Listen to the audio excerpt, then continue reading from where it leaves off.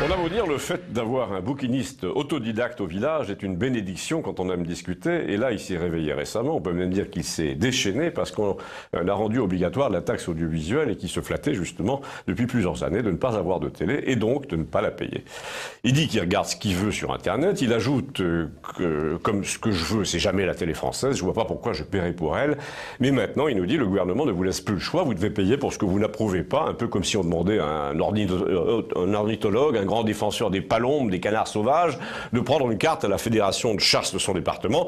Eh ben, les équipes Macron, les tontons macroutes, là, s'apprêtent à nous obliger à ça. Là, évidemment, c'est toujours lui qui parle. Hein. L'expression « tonton macroute », par exemple, qui est assez datée et qui fait allusion au dictateur haïtien des années 60. Et de lui, évidemment, je ne me permettrai pas, moi, vous pensez bien.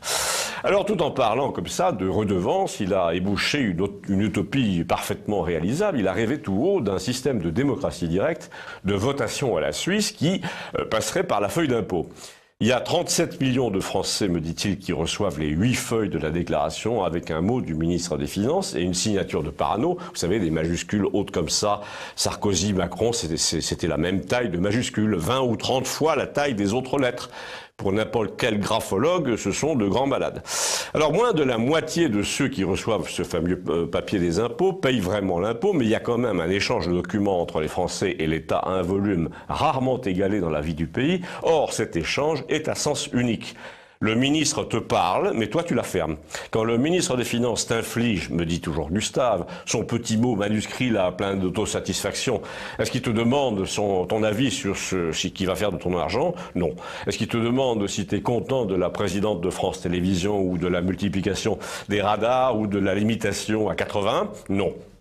Non seulement ils te demandent rien, mais il paraît qu'ils ont fait une étude sur le terrain pour le 80 et qu'on peut pas l'avoir, cette étude. Top secret. Alors tu vas me demander comment on ferait pour la démocratie de la feuille d'impôt. Eh ben c'est assez simple. Je te rappelle que c'est un imprimé qu'on est obligé d'envoyer. La déclaration porte ton nom et c'est comme ça pour 37 millions de Français.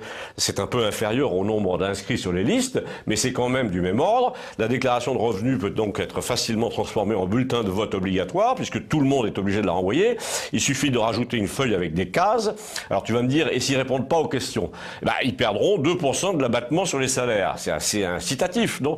Alors sur quoi porteront les questions? Bah, sur ce qui intéresse les Français. Par exemple, en général, ils se foutent totalement du destin d'Alain Juppé, mais si tu leur proposes une feuille avec des questions comme « Pensez-vous que la France doit cesser de pratiquer le regroupement familial, oui ou non? Pensez-vous que le contrôle technique des véhicules devrait se limiter aux freins et à la direction, oui, non? Pensez-vous que les animateurs du service public doivent être autorisés à devenir producteurs et à continuer à se gaver? Pensez-vous que les juges devraient être élus, oui ou non? Pensez-vous que les détenus doivent pouvoir continuer à regarder Canal+? Pensez-vous qu'on devrait respecter la parité homme-femme dans l'enseignement primaire? Pensez-vous que les crèches peuvent faire l'objet d'une subvention de la mairie? Eh ben, on aurait 10 questions comme ça régulièrement à poser à 37 millions de gens. On dégagerait des majorités d'opinion tout de suite. Les instituts de sondage ne pourraient donc plus rien trafiquer. En gros, ça s'appellerait la démocratie. Et c'est pour ça que ça n'a aucune chance d'être retenu comme proposition. Mais, nous a-t-il dit, puisque l'autre, il parlait de moi, là, a ses 3 minutes à la télé, on va lancer l'idée dans l'espoir qu'un tonton macroute se l'attribue un jour. Eh ben, si vous voulez faire circuler, si j'ai bien compris, mon ami Gustave ne demande que ça, que de se faire voler l'idée, alors profitez-en. Merci.